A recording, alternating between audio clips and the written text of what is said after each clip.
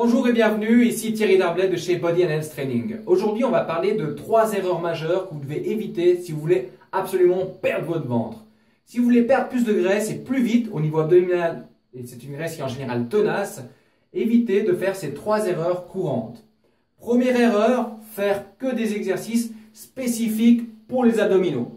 Pour une raison inconnue dans les fitness, on a une idée fausse de la réduction de graisse abdominale avec des exercices d'abdos continus. En effet, il n'existe aucun canal reliant les muscles abdominaux et la graisse abdominale pour aspirer celle-ci lorsqu'on fait ces exercices. Pourtant, nous voyons des centaines de personnes chaque jour à la salle de gym faire des relevés de buste ou de jambes et qui pensent qu'elles sont en train de brûler des graisses de leur abdomen. Au mieux, elles massent leur foie, elles massent leurs intestins, ce qui en soi n'est pas un mal. Mais au pire, elles rajoutent du volume sous la masse graisseuse, du volume musculaire sous la masse graisseuse abdominale, ce qui va ne faire qu'augmenter le volume du ventre. En effet, un muscle qui travaille devient plus volumineux et non l'inverse. Et votre foie et votre estomac ont besoin de diminuer de volume en mangeant moins en quantité et mieux en qualité.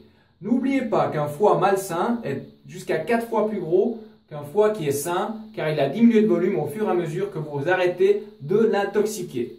Ce n'est pas de faire des crunchs qui vont l'aider pour ça. De plus, les muscles transverses qui cintrent ici votre taille sont des muscles en fait respiratoires. Ils sont activés lorsque vous avez une résistance à l'expiration, soit en gonflant un ballon, soit en faisant de la natation, ou au moins en faisant du cardio. La deuxième erreur, c'est de faire du cardio mais à basse intensité. De marcher, par exemple, ne fonctionnera pas à long terme pour la perte de votre graisse abdominale. Pour ça, il va falloir faire des efforts à haute intensité qui va choquer l'organisme en vous faisant sortir de votre zone de confort.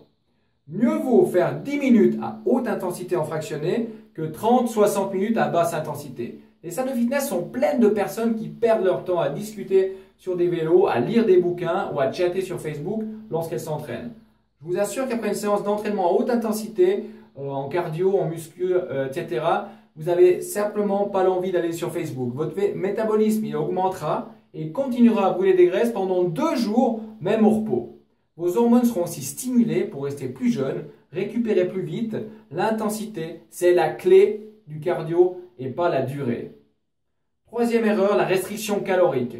Votre biochimie a besoin d'énergie pour fonctionner. Des privations, au pire des exclusions, je ne mange plus de graisse, je ne mange plus de ceci, je ne mange plus de cela, sont terribles car elles vous empêchent votre biochimie de fonctionner correctement. Quelquefois, c'est votre masse musculaire qui va disparaître, mais le reste va rester. Le ventre va rester. Si vous mangez, c'est l'effet yo-yo garanti avec reprise de poids important et même plus qu'au départ.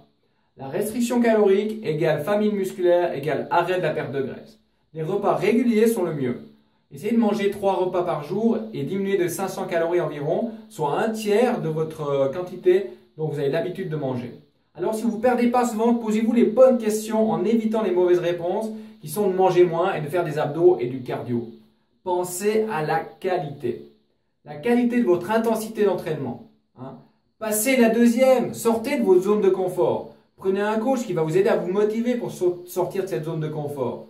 Deuxièmement, qualité de l'alimentation. Arrêtez ces cochonneries sucrées, les produits manufacturés, les produits laitiers, les féculents, les céréales qui vous fatiguent. Le foie va être fatigué par ces aliments-là qui vont vous faire grossir et qui vont de ce fait vous faire stocker plus de graisse sur votre ventre. Évitez, pour terminer, pour conclure, les 4 blancs poisons. Le sucre, le sel, la farine et les produits laitiers. Voilà, c'était Thierry Darblay de Body & Health. À bientôt!